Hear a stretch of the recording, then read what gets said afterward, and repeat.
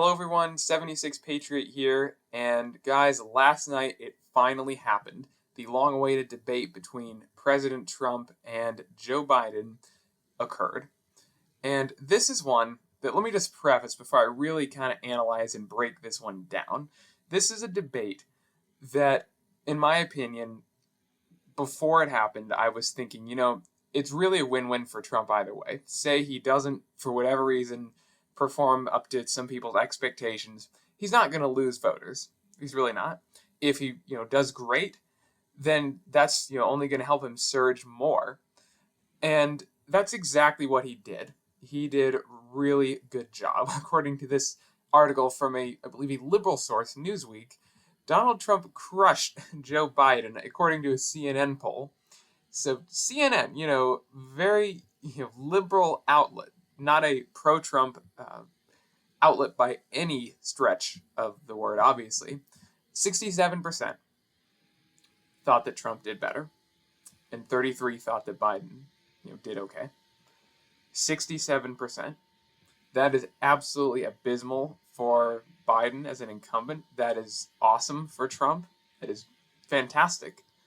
The 2020 debate, I believe there's several debates. The first 2020 debate, I think, most people gave that one to Biden. They thought he did better. This is the exact opposite this time, and it's great to see. And, expectations, Trump even crushed expectations. 55% thought it was a 10-point split there in expectations.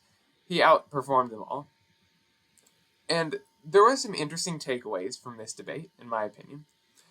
One of the main takeaways, I think, is that Biden is unfit to be president.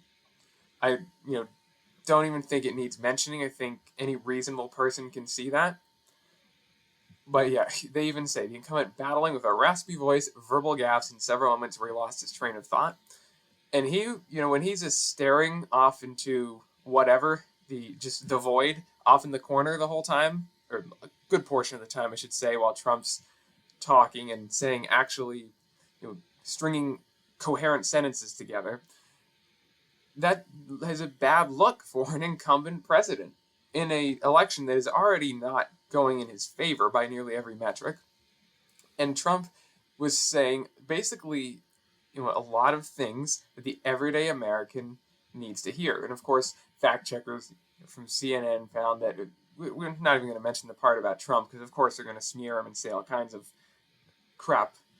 But Biden made at least not. This is good. At least they're calling him out on some things and not completely rushing to his aid, as the liberal media has done the past 3.5 years. Claiming that no U.S. troops have died in his watch. And he claimed all kinds of ridiculous, outlandish stuff, so much more than this. That, Trump caused inflation, and I built, the strongest economy, and going on about the insulin. And really, he didn't have much to actually offer. And so, kind of moving on, babbling and horse. Guys, these are liberal left-wingers.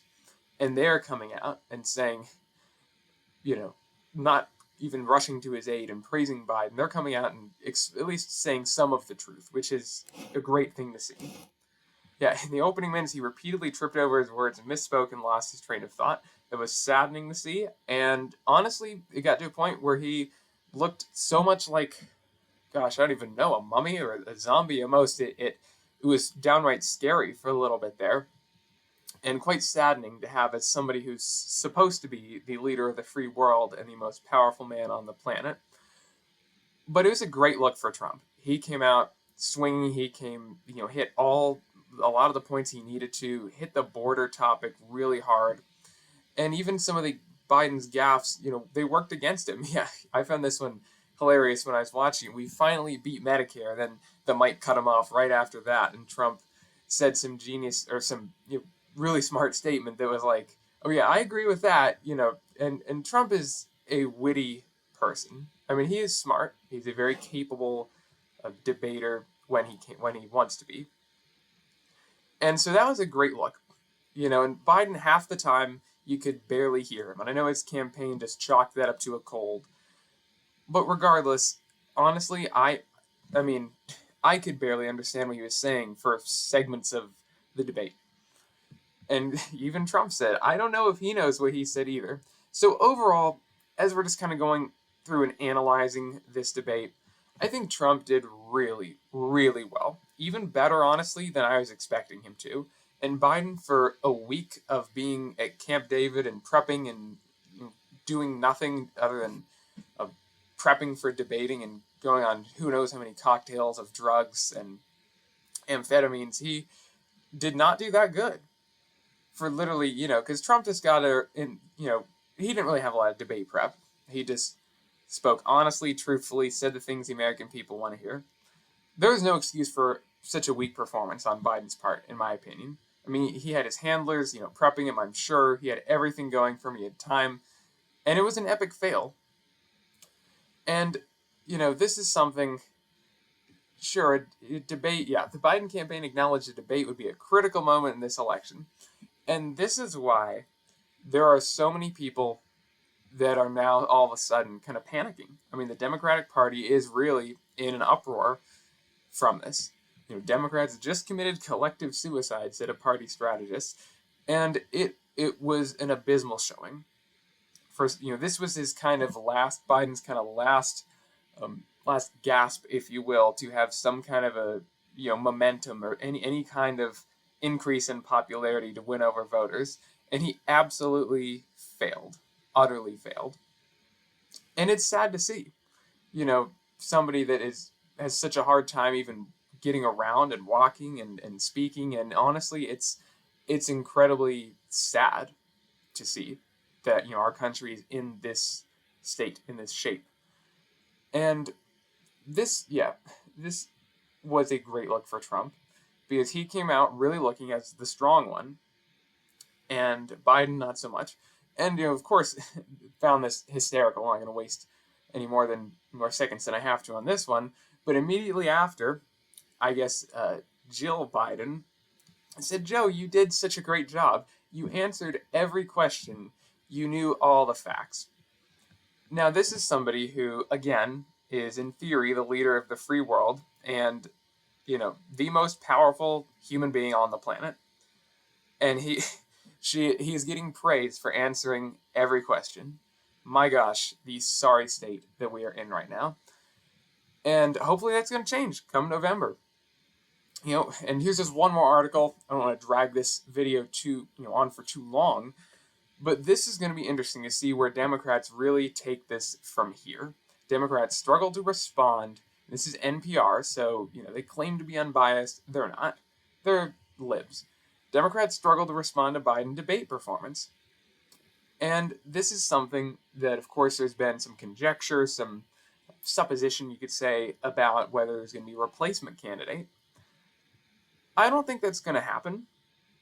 I really don't. I would be certainly surprised and quite shocked if that happened, if Biden was not the nominee, because for all intents and purposes, they're basically stuck with him because the Democratic delegates have to, the convention have to reflect the kind of will of the voters. And obviously he won all the primaries, though not necessarily handily.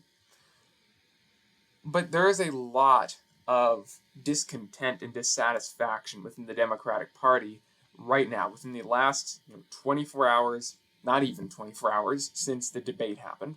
And these are prominent politicians and members of the Democratic Party. Some of these people right here. And they're saying, Biden had a very low bar going into the debate and failed to clear even that bar. He had one thing to do tonight and he didn't do it. So Democrats are in disarray right now. And I think there is a couple takeaways here for us as conservatives and Republicans. First of all, we cannot get complacent. And I know I always say this, but I'm going to keep saying it. Just because this is one debate that Trump crushed, and he did crush it overall, in my opinion. We still have 2 more debates to go. The next one, I believe, is in September. We have the convention. There's a lot of big stuff coming up as far as politics before the election. And we can't forget, this is one debate. Debates don't always change a ton of voters, minds of voters, I should say. So it's not like this single debate, all of a sudden Joe Biden, he's losing the election and Trump is the favorite. No, I think Trump is the favorite. But I'm saying it's not like one debate is completely going to move the needle. However, we also can't lose sight that this is indeed great for Donald Trump and for the America First and MAGA movement.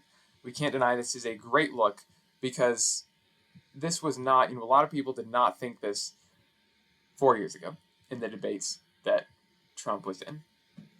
And he also, another thing I should mention before I wrap up this video, is that I don't know if he had his advisors or Trump's, his people surrounding him give him different advice, but he was much calmer this time, I felt like. And some people might see that as a negative. I thought it was great. There's a time certainly to go on the offense and point out flaws, of your opponent, but he was much more controlled, I guess you could say, this time around. And he really came off much more, I guess you could say, statesman-like than he could have, and I really respect that, and I think it's a great look. So that's basically it for this one, guys. Again, we can't get complacent, but let's just be real. This is great news, and whether it's data, whether it's fundraising, polling, Trump is surging right now, and I hope this continues, and I hope he does just as well in the next debate several months from now. So that's it for today's video, guys. Thank you all so much for watching, and have a great day.